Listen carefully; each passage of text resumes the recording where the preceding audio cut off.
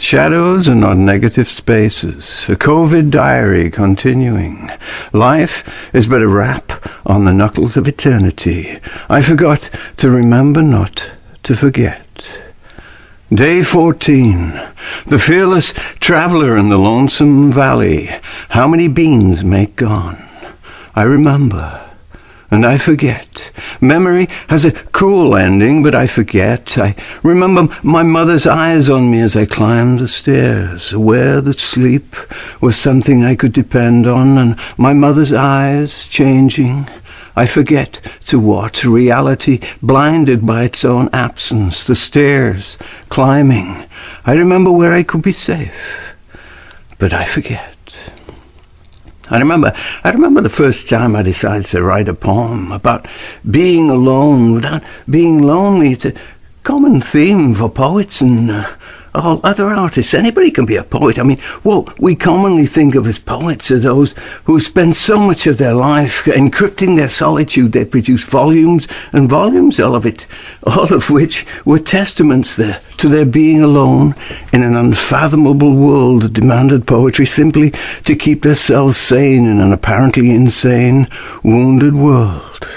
Into the valley of death rode the brave 500, or was it 600, or were they gallant? I forget, but I remember thinking each one of these light brigadiers charging into battle against an unknown fate or destiny and an enemy they'd never met in person. They must have had a poem on their lips, a prayer. Poetry is prayer, prayer is poetry, and God would have to come into it somewhere in some shape, form, word or phrase without the sheer fragile tenderness of humility.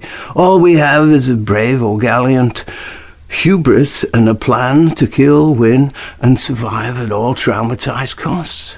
We must enter into the shadow to get to the light, that place without time or place in which darkness and death and loneliness is but a forgotten memory of its own loss. Defy the lie of being alone to get to the truth of being at one with a creative, energizing force and design beyond any singular understanding. Faith is poetry. Poetry is faith. The rest, at best, but a fascinating rigmarole with occasionally passing fancies and treats. Did you write that? Yes, I did. And I meant every word of it. Day 15. As soon as we separate the conscious from the subconscious, we're already dividing and conquering ourselves, putting ourselves at the mercy of willful control over the uncontrollable. We don't need to break on through to another side. We need to embrace both sides, a la Joni Mitchell. Otherwise, our only hope of staying sane in an insane world is schizophrenia. Adopting separate personas to maneuver the morass. A lot of lunatics tried and failed. They just couldn't become the right lunatic they were looking for. I'd imagine one of the worst feelings I could have is to realize I've been played. I've been played like a fiddle. I've been used. I've been fooled. My ego shaken to its roots. I'm just a big baby back in the womb of a mother whose only ambition was to get me out of there as fast as she could. And after that, you're on your own, kid. Get used to it. And I failed to prove my worth as anything but a naive and ignorant dupe in a world I may never be able to trust again. And without trust, what's left but a mirage of lost love? I shall grow old. My hair will turn white. My beard will be bald, and tomorrow's scratchings will erupt on today's face. I was looking out to sea, my feet buried but not cemented in sand. Can we squander a sacrifice? To yearn for sweetness is to bait for crabs in a chlorinated backyard pool. To know all my nobodies are not behind me. To hear only bad news in the song of the seagulls. Many adventures await the fearless traveller, who dares to dance their dance before the world. Seek, or ye shall never find. Hearken, or ye will hear nothing. Fall down a deep hole, and you will be awakened by everything. Only your feet have got an answer for everything. Build a fountain of your soul, and it shall flood the world with springtime. You've got to walk that lonesome valley. One of my first art classes, we were shown how shadow creates shape, defines shape, redefines shape, can shape-shift objects to appear different in a different light, rougher or smoother, more angular, more round, more precise, more misshapen, more pristine, more flawed. The shadow of your smile, some shady goings-on, can dull or enhance radiance at the same moment. Foster duality or embrace the unity of being. Play trickster, manipulator, liar or truth teller, spin doctor or artist, the mugshot or the portrait. Without shadow, the flat surface of line and colour communicates the stark horror of a world not fully in control of itself, lost in time and space, a psyche without a soul, a smartphone or a high-def flat-screen TV, the psyche without a soul, no matter how apparently informative, dramatically engaging, compelling to the point of addiction, seductively sucking out humanity's soul. Anything compelling to the point of addiction is overshadowing your own light, not embracing it. A world in the shadow of death will be controlled by its creditors, who find their own light only by putting someone else in their shade. Money has displaced the soul and the human psyche, a shady business that'll define the shape of things to come, a digitalized reality, the currency that will carry us to our unnatural death. To die artificially could be a real shock to the natural system. To commit artificial genocide, the ultimate blasphemy against natural creation, and the perpetrators must be held accountable. Hopefully, while some of us are still alive and not the walking dead, asleep at the wheel of our own damnation, hell in a basket case, as the demons picnic on our just deserts, our shadow not aligning with any natural light. There's a famous fabled photograph of Lee Harvey Oswald posing incriminatingly with rifle and Communist Manifesto, paraded on the cover of Life magazine, reproduced all over the world as virtual proof he was the lone assassin of President Kennedy. Though careful study proved it to be a primary clue that he'd been framed. The shadows did not align with the natural light. It was faked to preempt further investigation of the government's official version of events, only by fringe lunatics who refused to accept the truth even when it stared them in the facade of life. But the facade didn't fit the shadows. And who was in the shadows? Henry Luce, Alan Dulles, the CIA, Time Life conglomeration. The CIA funded misinformation tools designed to take over the American psyche and thus its constitutional soul. You either believe it or you just don't want to know what's behind the curtain of Life and Time and Newsweek, the hidden hands puppeteering this shadowy power play. The modern leper, the conspiracy theorist. Day 16. What we are now experiencing is a hostile corporate takeover. Free market economic tyranny at its globalized finest. A long COVID bait-and-switch con-grift Ponzi scheme, now morphing into the dictates of climate change. Till everybody's been tagged, we have to keep hiding and seeking that elusive buried treasure, not just another clue. Round and round the garden, getting warmer, getting colder, hopping on one foot till Simon says hop on the other foot. Now, both feet at the same time. But no, Simon didn't say that. You have to go back into lockdown till the game starts all over again. Either that or somebody finds another clue. It's not where you think it is, but if you close your eyes, wear a mask or do the hokey pokey, then you can turn around and realise you're the pig in the middle or the odd man out, and you've been playing the wrong game all along. It's I spy with my little eyes, something beginning with no end in sight till somebody finds the buried treasure. But no, it's just another fucking clue.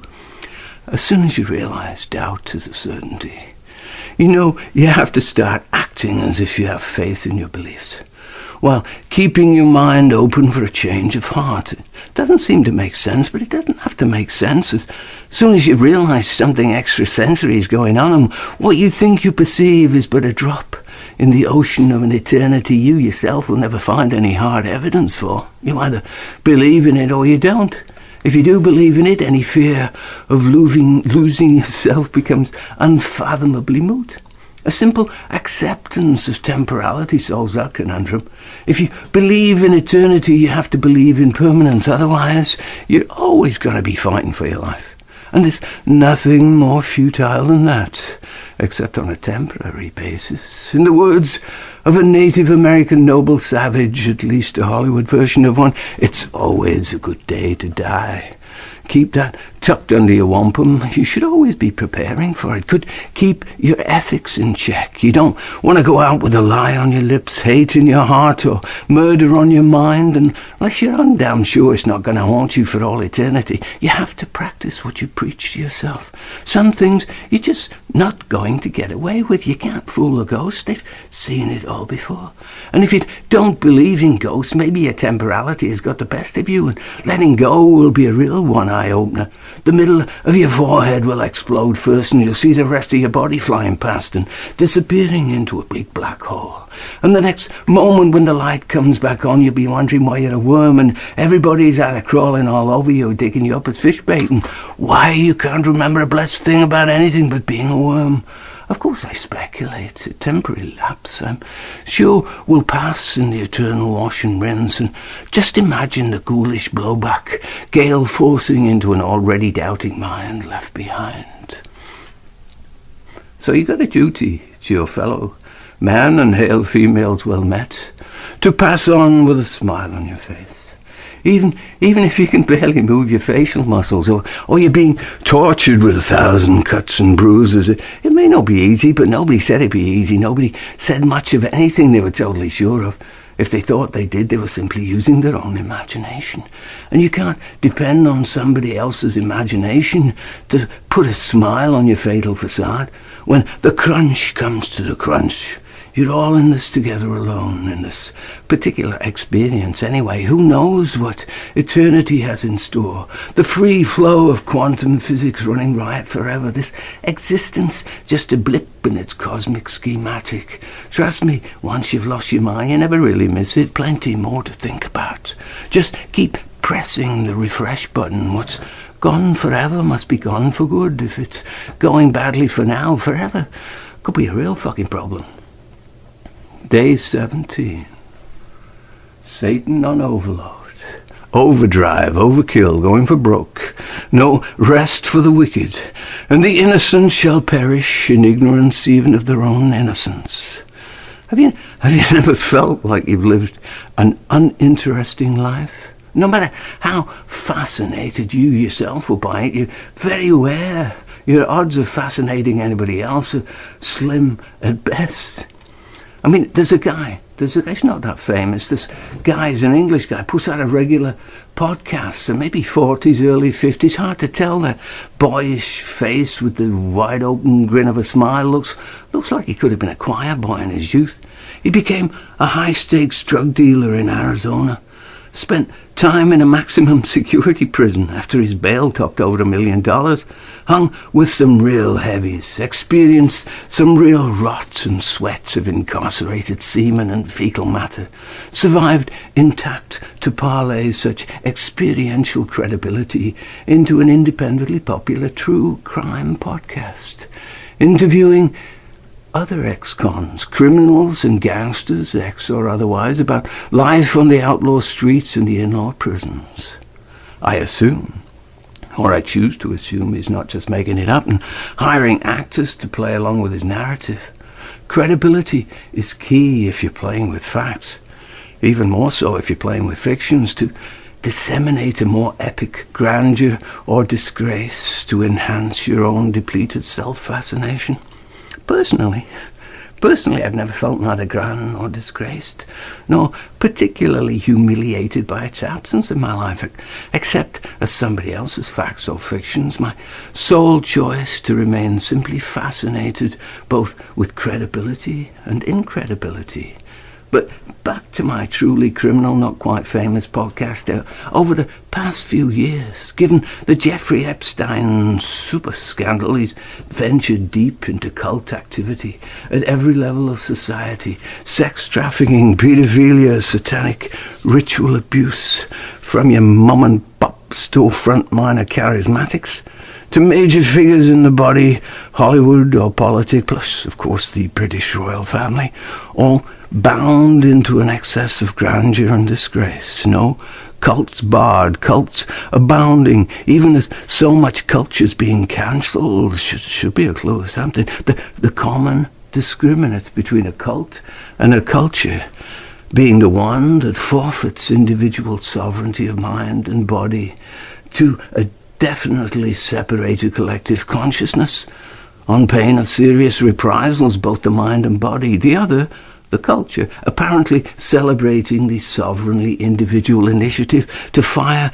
and inspire their own uniqueness as a refreshingly priceless commodity within the collective human consciousness, to be rewarded, not reprised, if only with self-esteem, which for the cult is just destructive selfishness, to be esteemed punishable by exile, humiliation, defamation, or even annihilation, fact or fiction, credible or incredible, or even crucifixion. I mean, Jesus was a heretic and a conspiracy theorist. It's incredible to me that anybody could be so evilly wounded they might sexually abuse children, confound, contaminate, expropriate, or even slaughter innocents, simply for their own pleasure or profit, be it financial or bloodthirsty, initiate wars for similar motives, weaponize psychology to undermine self-esteem, and gain such power over another human being they'd become a slave to somebody else's every demand. Maybe I just haven't met the right charismatic yet, but apparently it happens, though not in any culture I choose to belong in. So do I seriously consider I've been fooling myself my whole life?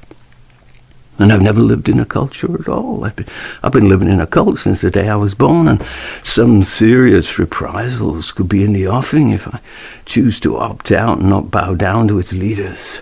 Because lately, the two cult factions seem to have become a little too simulatedly close for my own individual good.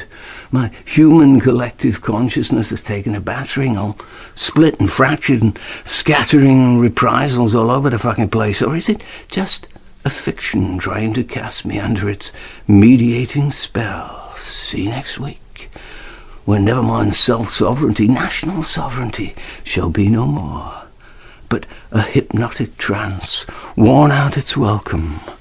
The psychedelic screen-saving kaleidoscope that started out as a surrogate pineal gland all-seeing eye and capturing mind and brain in ever-evolving loops around itself, then cascading into multicolored refractions of a prism seen through a glass undarkly, patterns upon mesmerizing patterns spinning out of your control.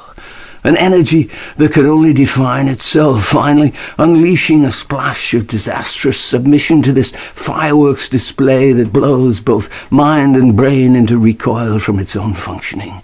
Your room spinning realities up for grabs. You'd only escape from such displacement to be brought down with a sudden injection of surrogate sanity, without which you'd go completely mad. Ungrounded in so much non-particulate, you are incapable of focusing only on a blank screen on which will be written in stark capital letters, "You are not your own master. Please await instructions." So masterfully polite, you feel you've got no choice but to follow orders. Any alternative is simply not within your grasp. Children believe what they're told. I believe what I was told. It didn't have to make sense. I was told I'd understand when I grew up. I needed no further explanation. Facts are facts, the facts of life. Change is inevitable, simply part of growing up. Everything evolving one day to the next. Right is might and might is right. And if you don't believe that, you're wrong. But if you're a good kid, you'll admit it and apologize. If you're a bad kid, you'll lie and try to cover up your mistakes. You live in hope one day you'll get it right enough to be welcomed into adult society with open arms, offered a nice house in town, a summer cottage at the seaside, because you understand the facts of life and time and Newsweek. Everything will fall into place. But places change too, and so do the facts. Life in constant re-education, facts in constant flux, so they were not facts at all, just matters of opinion. Might not always be right, just seems to have first dibs on righteousness. Life is complicated, because now you could be deemed wrong for thinking some things are not right, or right for thinking some things are not wrong. It's the beauty and fascination of life that nobody has to share the same opinion. Opinions change too, not always based on hard evidence. Some facts are harder to prove than others. You either believe it or you don't. Beliefs change too. But how can you change what you believe just to suit somebody else's opinion? And what can you do if nobody else seems to believe you? It's not your place to tell somebody they're right or wrong. If there's no hard evidence either way, how hard can any evidence be if you don't believe it? Unless you've gone soft in the head, the village idiot who opts to live outside the norm because they believe it to be abnormal. The original definition of idiocy. As one idiot said to the other idiot, will the real idiot stand up and identify your idiocy? Can you be an idiot if you know you're an idiot? Or would you just be plain drunk, totally sober, simply to keep your audience entertained? Always needing to keep your audience entertained, well, that could drive you to drinking, which case you might become the village idiot for not complying with the sober norm, which is not always entertaining. And if you don't know what I'm talking about, please contact me at your own address, and we can address the problem by proxy representatives, because approximation could be the only fact we've got left to go on. If a cop asks you to give your name and address, don't give it, because then they could come and arrest you at any time on the ground you've already made a full confession. At their discretion, if you agree not to differ, you may be offered immediate parole, a nominal fine, and a warning never to show your face in public again, because there were no more than 6 people present at the time and nobody was harmed in the processing. The less normal you become, the more normal you would prefer to be. It is one of those quirks of mental processing, not dissimilar to wishing you were a vegetarian so you wouldn't have to eat meat anymore. Did you write this? I did. And I meant every word. Day 18. My horoscope. Be inventive and carve out a niche for yourself. Don't be dead to opportunities you can't hear knocking. Encourage flowers to open up. Share your instincts, which, unlike knives, sharpen with age. Be interested in the most insoluble problems. Only bite off things you can't chew in big chunks. Enemies and allies are part of the same conflict. You may think you know what you want, but what satisfies most is doing what never crossed your mind. Better a minute too late than 3 hours too soon. Always read Shakespeare back to front. To know the ending is to fully appreciate the beginning. The true poetry only comes when you're in the middle of it. For God's sake, have a nice day. It's the most neighbourly advice. Your better judgment of your own character will shine through and brighten up the whole world. Day 19. I read somewhere there'd been a recent UFO sighting in the US, and I couldn't help thinking there may be something more to this than meets the mediated eye. Something even bigger and more globally demanding than even COVID or climate change. An alien invasion in the pipeline. Now there would be something to unite humanity. With all these satellites, drones, Wi-Fi, 5G and special effects running riot, there's obviously enough technology out there to simulate its appearance. They've had enough practice by now. When is a vaccine not a vaccine? When did carbon dioxide become nature's greatest threat? When did the cow fly over the moon to prove beyond the shadow of a doubt that the dog and the spoon were not just being paranoid? Drunks may not consider themselves drunks. Fools may not consider themselves fools. Till CNN or the World Health Organization tells them they're behaving like dangerous idiots. Maybe everybody needs an end of the world scenario. So unnaturally surreal they feel fortunate to be escaping it or evolving with it. And there came upon the earth a great deluge from the heavens, and the great ancient civilizations of the world were sunk beneath the wash, including the great metropolis of Atlantis, the center of all these civilizations, the Silicon Valley of its time. All that technology, waterlogged, vanished without track and trace. Any survivors fled to the mountains, became hunters and gatherers all over again, which is why they became so sacred to the people, the mountains, not the survivors. And they knew they had to build back better, with all the debris they'd salvaged, at least in their memory banks. The survivors, not the mountains, which had their own buildings and rebuildings designed in mind. And the heavenly cataclysm rained down fishes and frogs as the ocean from another planet's cataclysm settled on the surface of the earth. New land masses appeared, sufficiently regrounded those survivors could come down from the mountains and walk on the flat earth once more. It's just a theory. Much easier for rebuilding than on mountains. So they rebuilt their civilization from scraps of memory. A memory that remains to this day, constantly rediscovering itself with no bounds but its own recollections. Who recollects most will rule the civilized roost. Nothing else makes any sense. For good or for evil is a conundrum to be entertained only by those who remember nothing but their own fleeting existence in this world of wonders, apparently far beyond even Charles Darwin's understanding.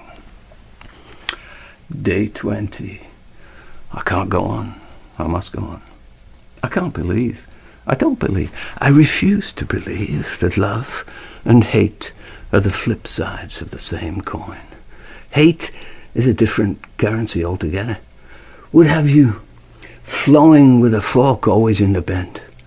Maybe the first rule of divide and conquer is convincing people that hate is as natural as love.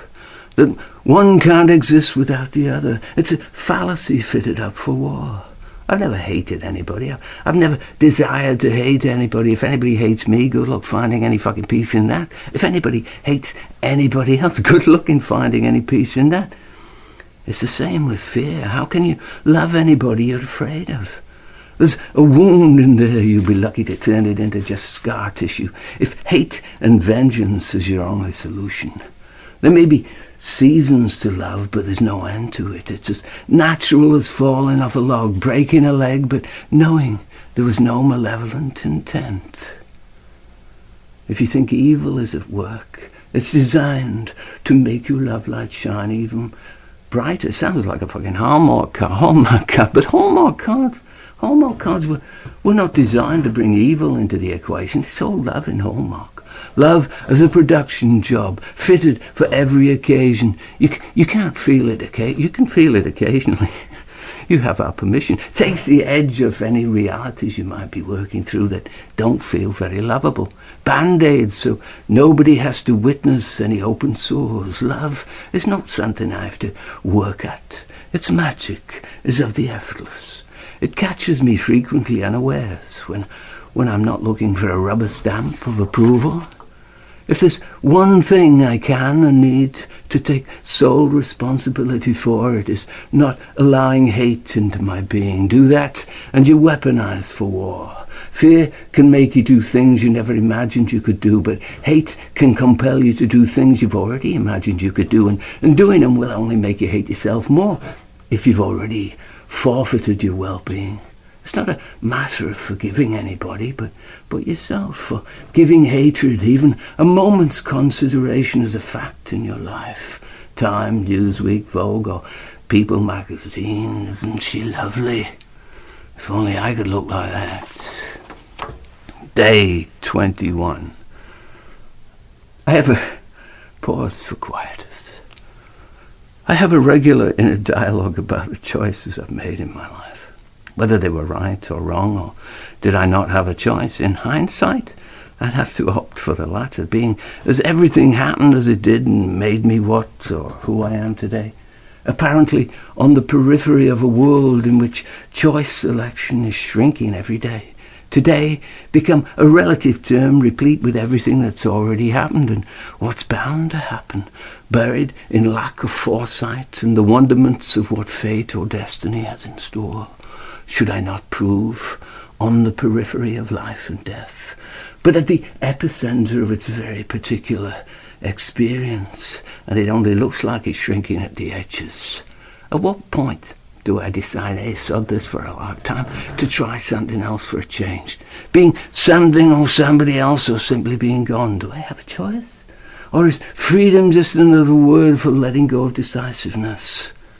Bending one's will to the wisdom and mercy of a higher power, the Bill and Melinda Gates Foundation, or any of its highly powered affiliates dominating the media front lines. If they're the highest power, this world has a serious fucking problem. If science and pharmaceuticals are the be-all and end-all of life and death, I've obviously made some wrong choices. I should have paid more attention in chemistry class, followed through on advanced math and not dropped physics in 7th grade. There's obviously an art in geometry. But I always preferred my shapes verbalized. Was that a choice? Maybe I would have preferred music, but I could never wrap my lips or fingers around some contraption's notes.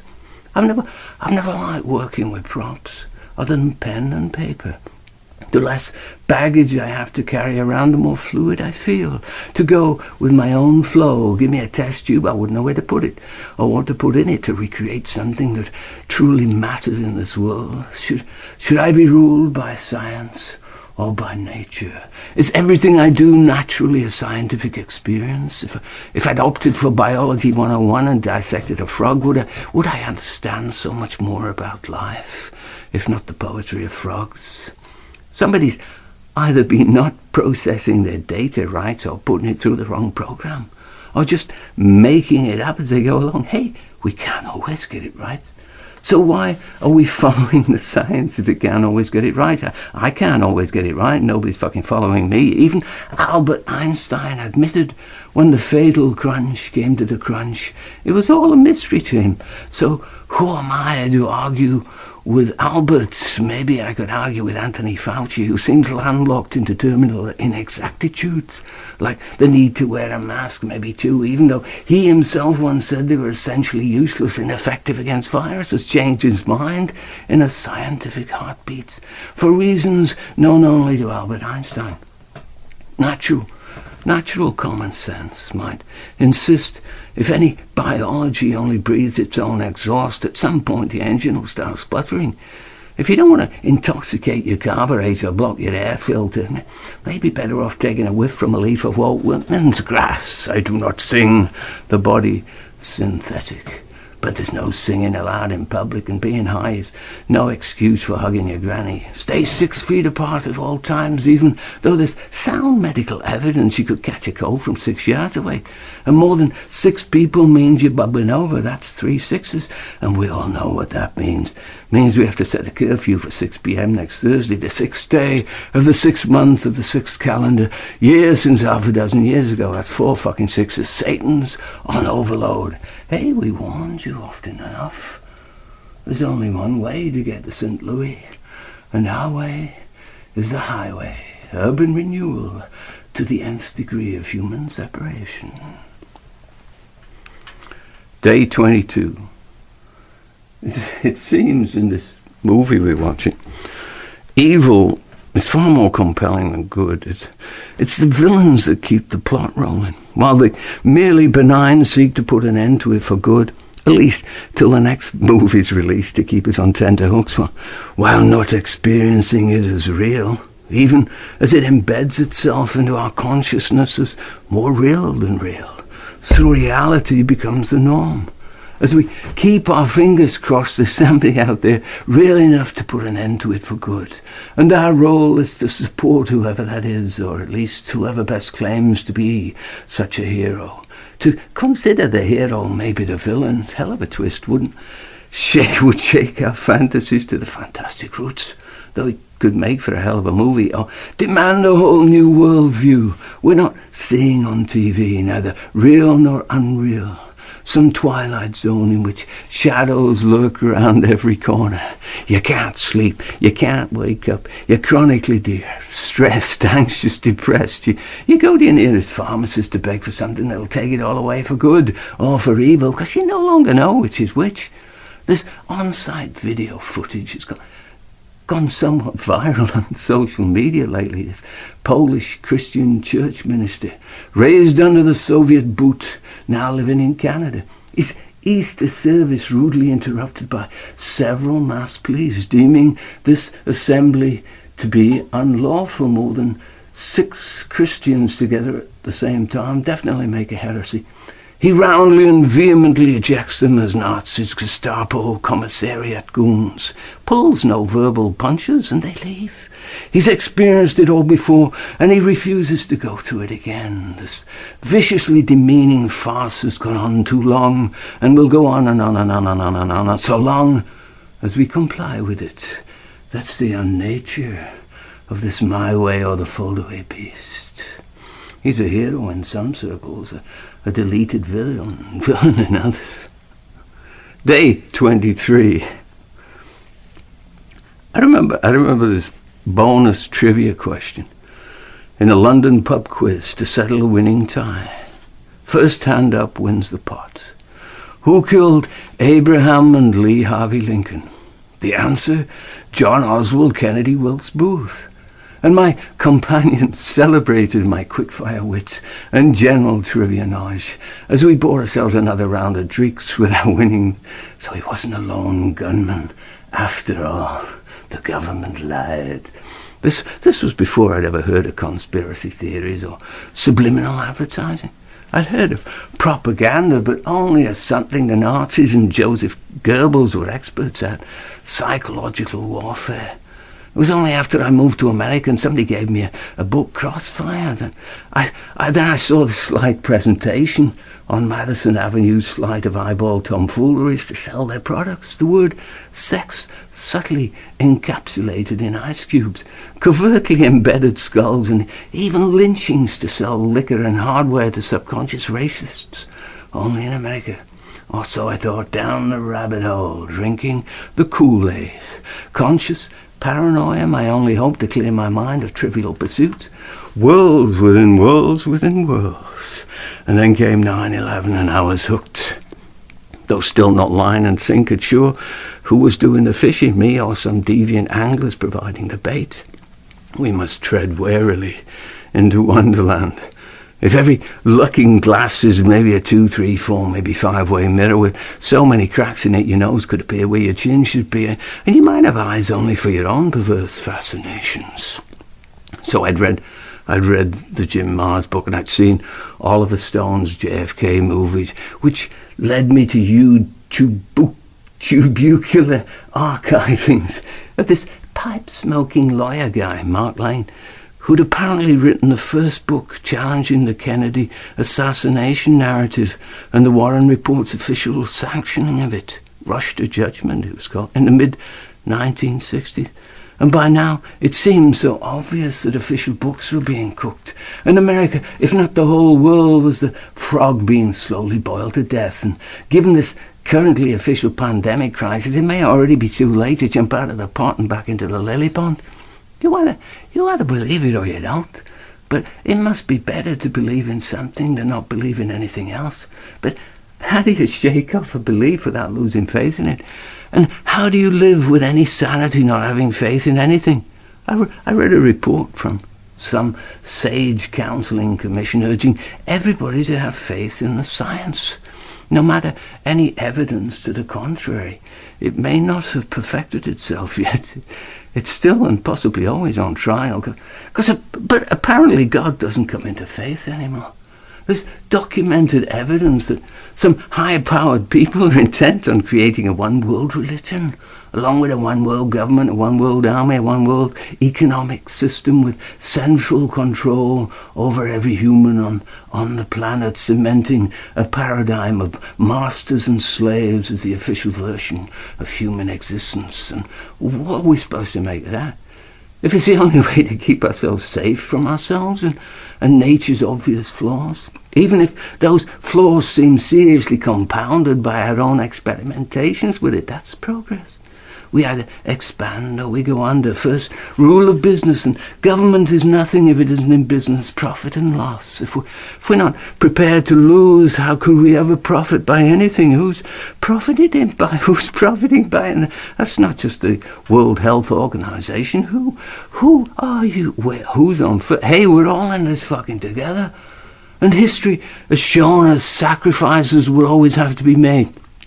There's one government spokeswoman recently insisted, in response to adverse effects from vaccination, she'd prefer to risk her life than put the whole of humanity in danger.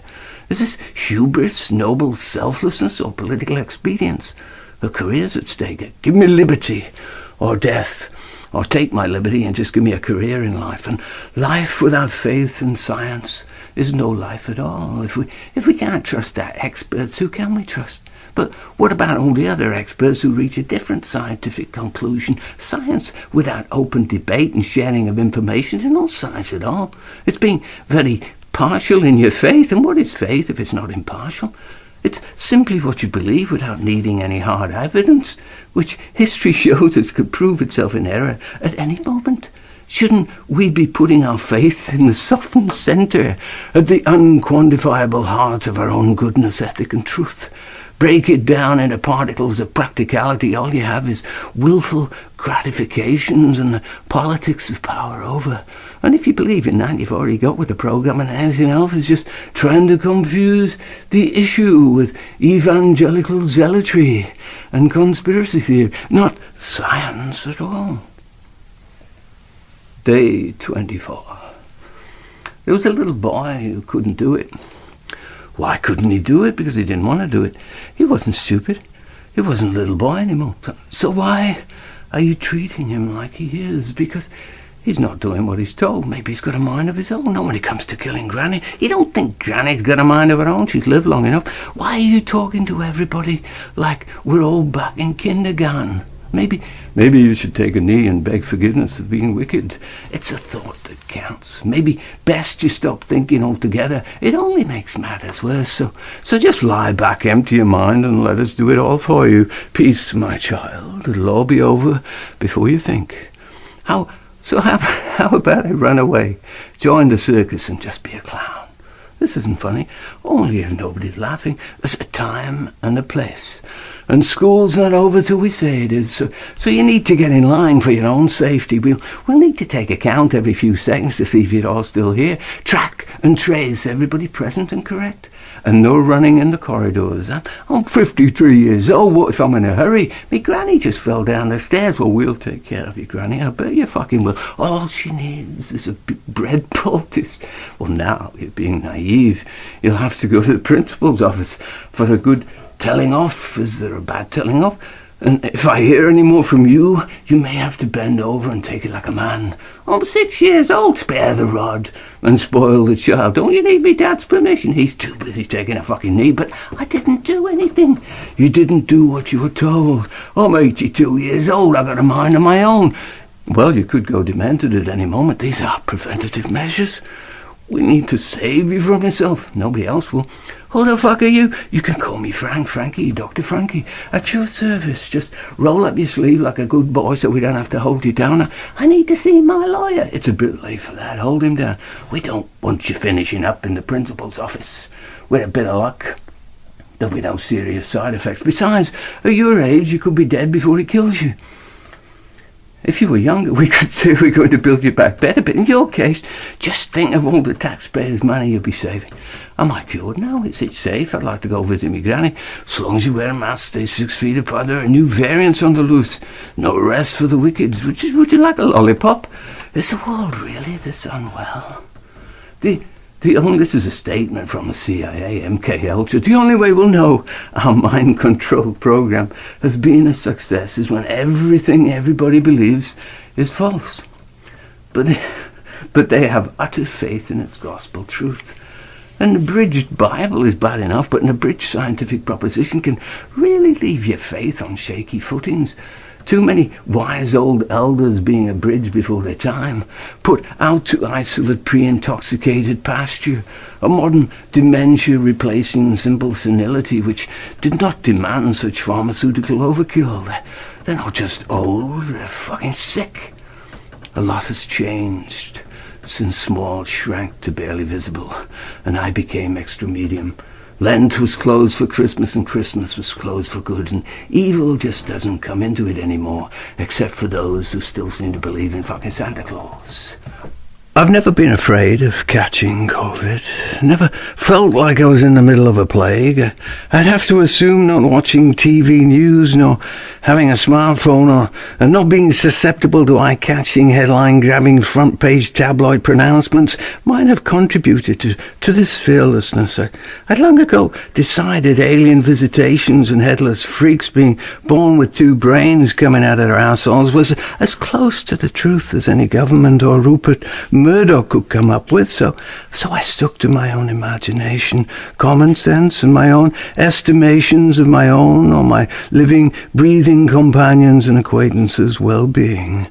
I decided, whatever it is, or if it is anything at all distinct from the flu, it's a sickness which may or may not lead to various complications, dysfunctionings, and possibly death. So what's new other than people walking around wearing masks and avoiding each other, and stick figures, silhouettes and arrowed markings appearing on sidewalks and store floors, proliferating disinfectant bottles and catchy slogan signs advising how dangerous it is to do this and not do that, and ever be seen breathing in public. Common sense was telling me I needed to breathe in public or otherwise it's a fucking medical condition. And wearing a mask is no oxygen enhancer. I'd just be breathing back my own exhaust. I've always been wary of catching the flu or even a common cold. I don't like getting sick or inconveniently disabled, but sometimes it seems perfectly natural that living should at some points become more complicatedly dysfunctional, simply deadlier than you'd like. Nature does have its rules and regulations, delights and pitfalls. Even more so, apparently, when you start mixing it up with economics and politics, can produce a corrosive potion, redefining nature as naturally unsustainable, a definite recipe for all hell and artificiality let loose, and an ever more yielding of godlike powers to scientists, technocrats, bankers, and politicians who come under their command. Ingenuity is a slippery slope to some form of damnation when it starts to bypass common sense and any ethic it can't justify to anybody but itself. Day 25. Dreams are not previous lives popping up in your sleep, but parallel dimensions as one channel switches over to another channel, offering you no exit, noises off Macbeth, Winnie the Pooh, and all's well that ends well, all mixed up at the same time. It was a common archetype in fairy tales, folklore, pantomimes, TV, sitcoms I grew up with, the village idiot. The man-child innocent, ignorant of his ridiculousness in the eyes of a world that confounded and amazed at the same moment. Easy prey for bullies and tricksters. Gets him into all manner of absurd scrapes and interactions that in the end prove as much a blessing as a curse, as he makes his fortune or simply finds his bliss in a simple smile or kiss. More frequently it was a male rather than a female figure, unless it was a dumb blonde, of course, which is a different ridiculousness and bliss altogether. Of course, these days, such idiot characters, once considered sacred in some primitive tribes, maybe not the dumb blondes, are more specially diagnosed and designated clinical descriptives, autistic, Aspergered, mentally challenged, and more likely to find themselves gathered en masse under trained supervision in state institutions than villages. It takes a village to raise a child, but it takes a state to raise so many retardations. At the same time, a very modern phenomenon could be a clue to something. As soon as I got my first gold stars, for getting all my sums right at school or spelling so many words correctly, I felt blessed I wasn't an idiot. So I knew I'd have to go a different route if I ever wanted to be considered special.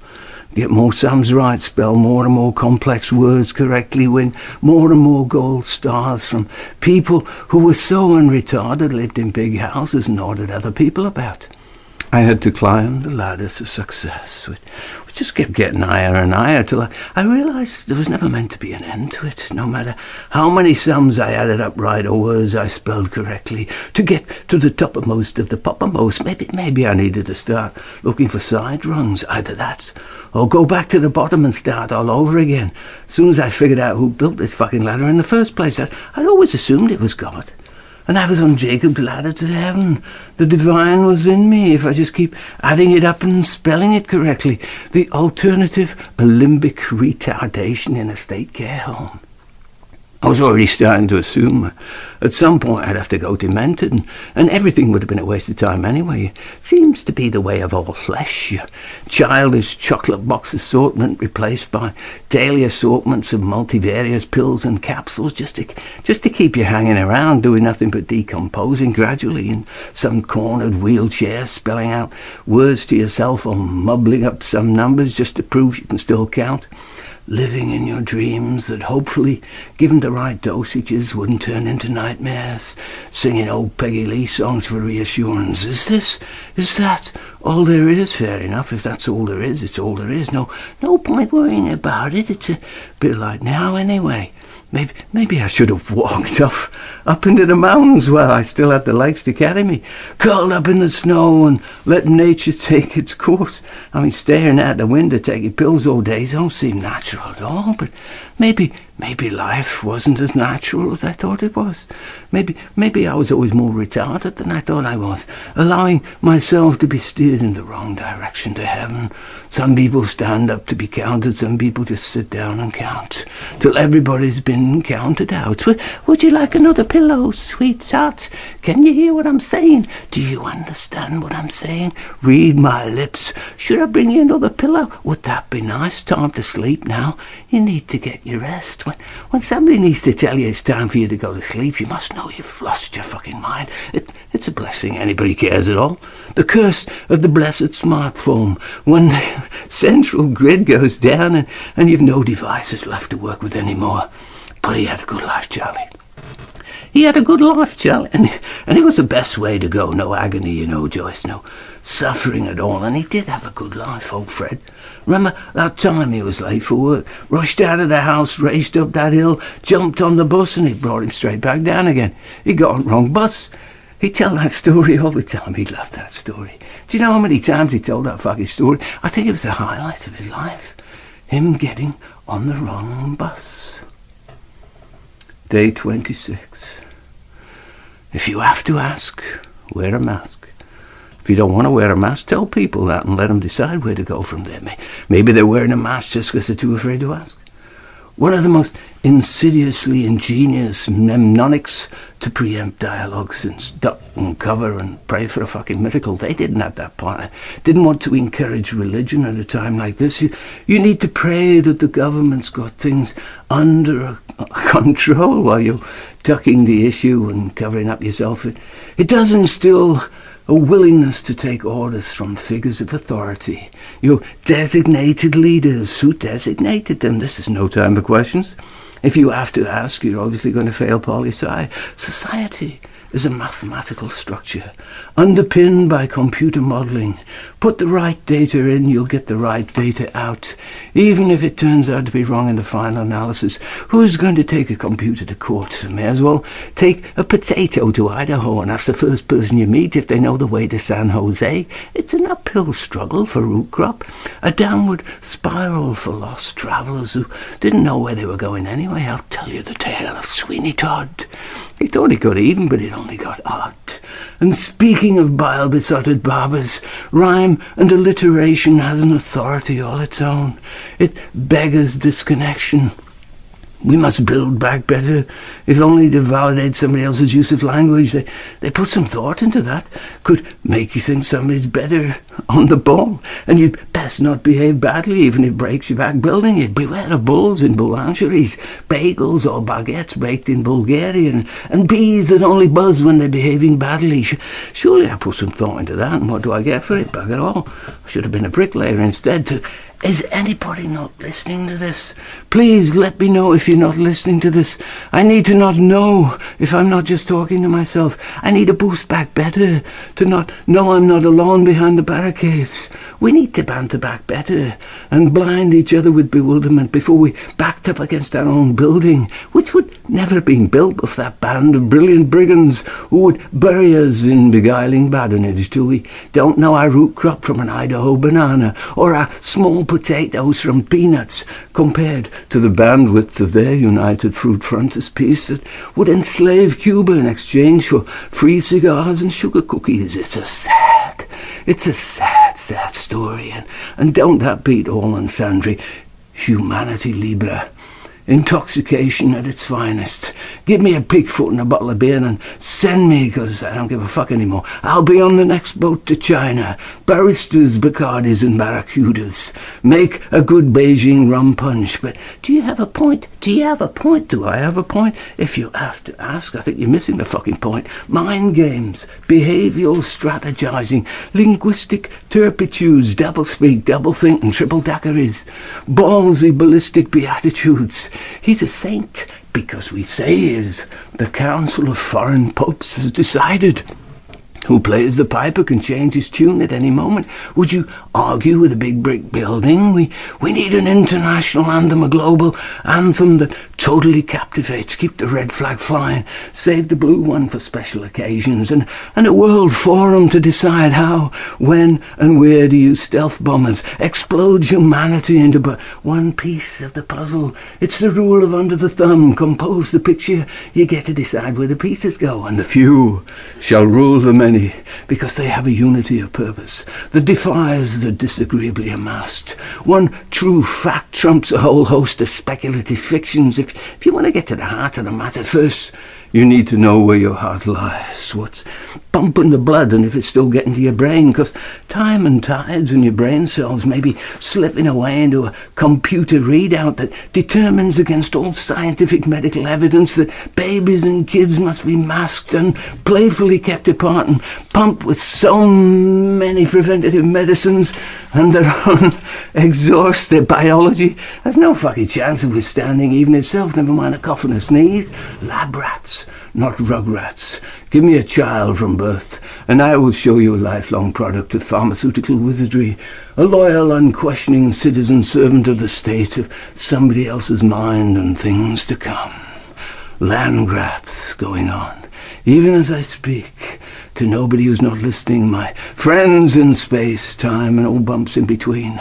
Unemployment being redeployed as statutory dependence on the state of Google, Netflix, Prime, Zoom, Zoom, Zoom. We take your property, we end your impoverishment. We take your independence, we end your responsibility for taking care of yourself. 'Tis an outgoing star to be devoutly wished upon. We are all in this together, one for all and all for one. Which one's that? Well, if you ask to ask, you're obviously not one of us. Makes perfect sense in a perfect world to leave nothing and nobody flapping in the winds of dissent, as my father told me, and his father told him, and his father's fathers be him. JFK was assassinated by a simple twist of coordinated fatality. Finally admitted by the government it was an honest mistake. We promise not to lie again. Sun Bear has spoken. How can we own the earth, the sky, the waters and the trees? Well, sunny sunshine, oh so true. You just need to put up a down payment and prepare for collateral damage. It's in the supernature of the beast, or part of the plan. You have a plan. We have a plan. Do you have a plan? I don't even have a fucking brain. How can I have a plan? I'll just trust your judgment. You have done well, my child. Today you may go for a walk in the park. Just be back before curfew, then wait until the bell rings. Your wish is my 10 Commandments. Time to go back in the bottle. Hubble, bubble, boil and trouble, cauldron burn and Barney's rubble. Be it foul or be it fair, an end to nature and despair. Just pray we send you gently into that good night, sweet ladies. And gentlemen, good night. Good night. It's on your bike. I like Ike. Would you trust with your man, this man with your tax returns, even if you return them, because you still owed capital gains. The IRS does not lie. It may make the occasional mistake, but a mistake is not a lie, not if it's an honest mistake, in which case you'd be quite happy to fess up and accept the consequences. We all make mistakes, but some people make the same mistake one too many times to be true. Maybe they're lying to themselves. But if they're doing that, what chance they're telling anybody else the truth? It could be a military fourth industrial revolution or simply a blip in your biological computer. But technocrats don't lie. Somebody just puts bugs in their system. Undoubtedly the Russians. If we're all working from a false premise, technologically or otherwise, just try it for a while. Just try it and we'll see how it goes. Well, that didn't go too well. Try it again, only this time with feeling. Well, that wasn't very convincing. We'll need to try something different. Meanwhile, just keep doing what you're not doing and doing whatever you're told, and let's see if we can flatten the curve. Sorry, curve's just gone round another fucking bend.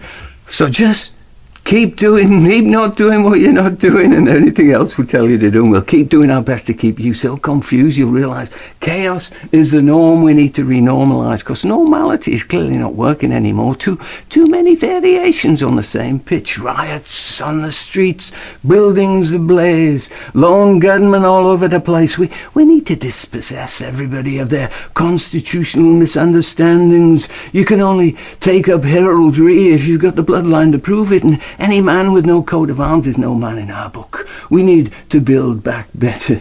And if you have to ask it, obviously not in the same fucking building, you'll need to update your framework if you ever want to come inside again. No time to lose, because construction is high-rising at a fierce pace, and your last remaining brain cell is already furnished for occupation, so you'll never have to think for yourself again, which, trust us, will be a greatly resettled relief, free from debt, free from family entanglements, free from everything but your one remaining brain cell, which we own by patent copyright, all perfectly legal and above board. So climb on board, sinner, and feel free to jump up and down, screaming jackpots at the top of your synthetic lungs, because it's all a simulated game show.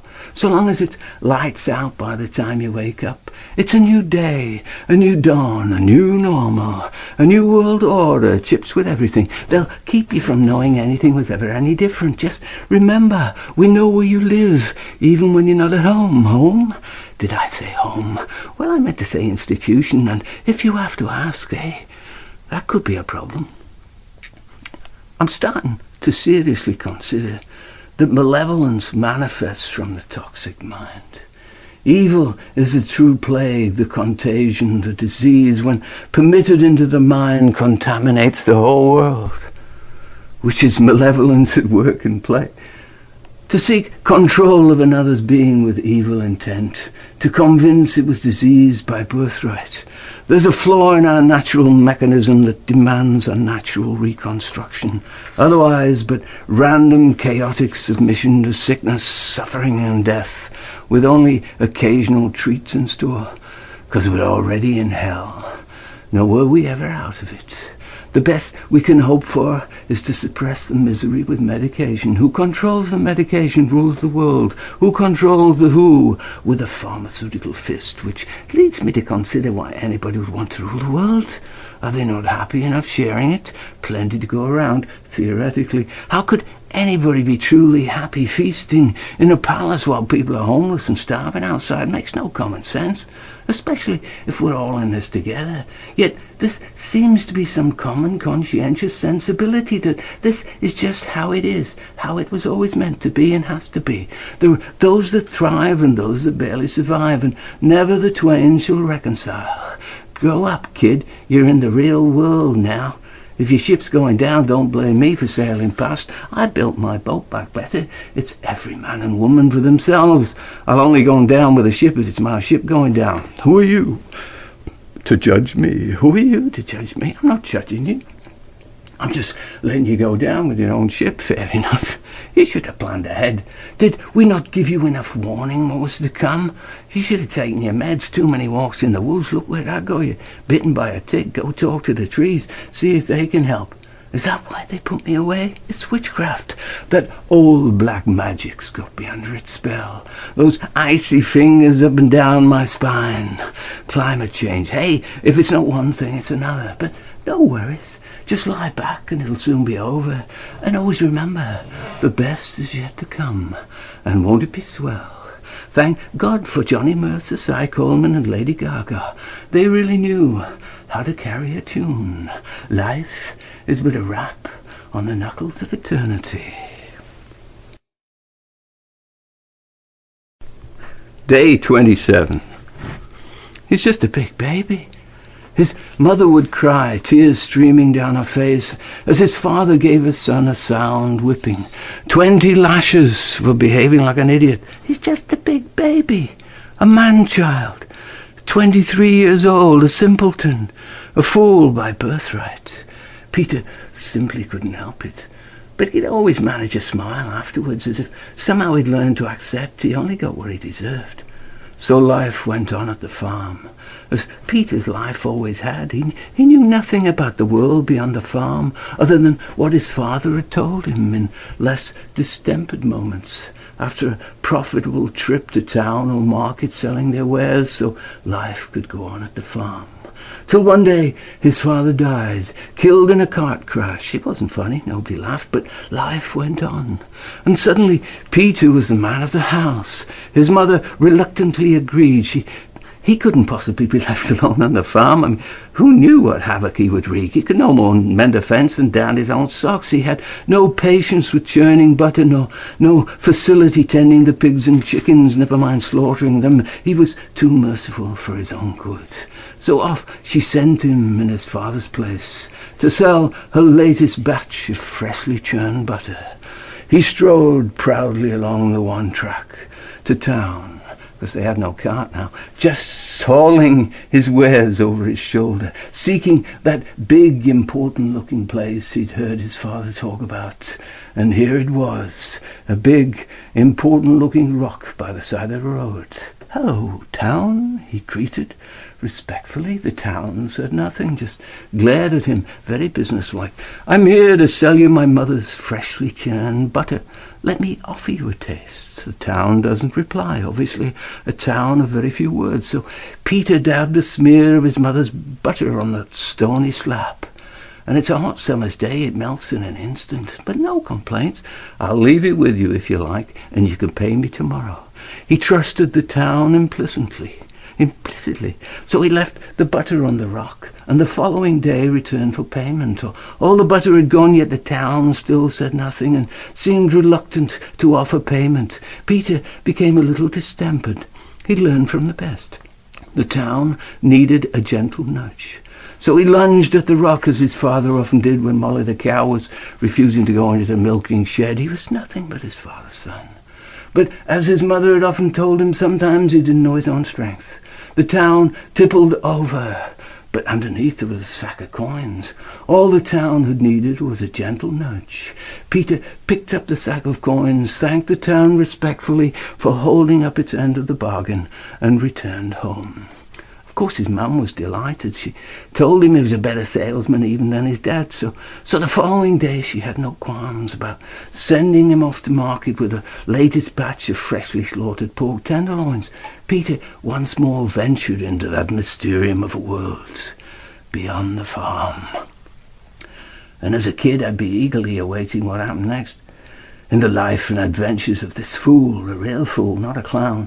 No red nose, oversized shoes. I never liked circus clowns. They always seemed to be just acting like fools. They already looked like fools. I tended to prefer my fools, really, who didn't look foolish like fools at all till they actually did something foolish. Piqued my curiosity about people who didn't look at all like fools, who may very well be capable of doing something truly idiotic. All Peter knew about market was it was a very noisy, crowded place. Everybody trying to talk louder than everybody else. So when he came across a pack of stray dogs all barking their heads off, you get the picture. Hello, market. The dogs instantly devoured his offered sampling. No complaints. Trusted credit terms offered for the full load, but next day the market seemed reluctant to pay up. I went on a mystery tour once. As a kid with the family, we boarded a bus with blinded windows, rode around for a while, then disembarked at a pub for beer and crisps. then reboarded the bus and ended up in the same place we began. It wasn't much of a mystery, because we'd stopped at that same pub earlier on our way to board the bus. We obviously paid for some psychic anticipation. The lack of mystery was the real surprise. Peter responded exactly how he thought his father would respond. He grabbed the loudest barker, obviously the leader of the market pack, and marched him off to be judged, indebted by the king, who was the sole incarnation of justice in this world, according to his dad. Not by their thoughts, but by their deeds shall ye know a man or woman. Ask any psychopath, and they'll tell you only what they think you want to hear. It's part of their charm. They're nobody's fool. They're exceptionally smart, just not wise, and they have no conscience. And without a conscience, there could be no ethic. And if there's no ethic, could be wise for anybody to consider them psychopathic. A bit like smartphones, which will only tell you what you want to hear. They'll even tell you what they think you need to hear. It's part of their charm. The A to Z guide to what you need to know to get ahead in this world, as prescribed by psychopaths. Exceptionally smart people. A global tool to teach you how not to appear a fool. Just ask Alexa. The poor man's slave at your service 24/7. So long as you pay your bills on time, slavery doesn't come free, even in a free market. You want flesh and blood? Meet me in the Casbah after dark. We'll negotiate. The fool came to that big stone house, with the flag flying from its roof where the king lived. There was a man at the garden gate, wearing an upside-down milk pail on his head, and very sharp-looking single-tined hair fork brandished over his shoulder. "Hello, king." Do I look like a fucking king? Well, I've never met a king before. Well, if you want to meet one now, it'll cost you. The dog's still barking its head off. "I don't have any money," said Peter, "but I'm sure the king will ensure I'm given what I deserve, and I promise you half of it." The man agrees, opens the gate, and fools and kings must eventually come face to face. Is it written in the stars, or do we just have stars clouding our eyes? The king is a troubled, dispirited, downhearted man. His daughter, the princess, is a miserable, inconsolably forlorn creature, apparently by birthright, never smiled once in her life, forever moping, sulking, moaning, or weeping in one corner or another. The king would give anything to anybody who could make her smile but once. You getting the picture? "Hello, king." Peter brandishes the barking dog. "I am owed payment for my mother's freshly slaughtered pork tenderloins." The king looks at Peter like he's a fool and responds accordingly. Well, maybe you need to give him a good shake. He's obviously hiding his money somewhere. So Peter shakes the dog, whose bark now has become a whimper, and lo and behold, the princess is amused. She smiles, then she giggles, then she laughs, uncontrollably rolling around the floor in hysterics. Well, the king is nothing but a man of his word, so he offers to give the fool whatever he wants. But not only is the dog shaken, so is Peter, shaken to his roots, because he's never been laughed at before. He feels like a fool. So he insists the king give him 20 lashes for behaving like an idiot. Though, of course, he must give 10 lashes to the guy at the gate, because Peter is also a man of his word, no matter how foolish he is. In his case, it may be part of his foolishness, but the king is the final judge. Gives the full dose to his corrupt gatekeeper and sends him packing. Offers Peter his daughter's hand in marriage. Peter's mum becomes the royal chef, and everybody lives happily ever after, except for the king, who dies happily ever after. Peter becomes king, and pretty soon the whole world is rolling around in hysterics. And if you believe that, you'd be a fool to believe anything else. There are many naked stories in the often too fashionably overdressed world. This has been but one of those with an alternative ending, because the king wasn't fooled at all by such idiotic behaviour. The princess was committed to a padded cell in a home for hysterics. Peter was given his 20 lashes and 5 years in jail for cruelty to Yorkshire Terriers. Peter's mother died of a broken heart and ptomaine poisoning, having eaten too much unpasteurized butter. The king's gatekeeper was promoted to chief advisor for recognizing a fool and an opportunity when he saw one. Of course, he became besotted by the rewards of corruption, fomented a Bolshevik revolution, hoisted the king by his own petard, then declared himself leader of the Fourth Reich. So nobody was allowed to live happily ever after, except for stray dogs. And if you believe that, you'd be a fool not to believe something else. It can't happen here. It can only happen somewhere else. A somewhat unimaginative leap over an imaginary brick wall. Having your skull smashed in and telling yourself it's just a flesh wound. Hitting a baseball out of the stadium and believing it will be very particular about where it lands. To believe you can only make it whole by pulling it apart. Whatever it is, this is a hole. That is another hole.